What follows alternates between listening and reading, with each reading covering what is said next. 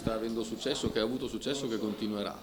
Sì, ha avuto successo, i risultati sono eccellenti, nonostante, come accennavo poc'anzi, noi stiamo lavorando in difesa rispetto a un problema che è un problema enorme. Il problema viene dal lavoro che manca, viene da aziende che chiudono, viene dall'Agenzia delle Entrate che va a casa di queste persone, sequestra le case, sequestra i beni, non gli permette più di vivere con etica che in Veneto c'è sempre stata, però i risultati sono risultati importanti e questo va a rivalutare ulteriormente quello che è il grande lavoro della sanità, che pur lavorando in difesa con un servizio di psicologi che sostengono gli imprenditori in difficoltà, nonostante tutto resistiamo, anche se Roma quest'anno prevede ulteriori tagli per la sanità. Tagliare in sanità in questo momento significa destabilizzare uno Stato.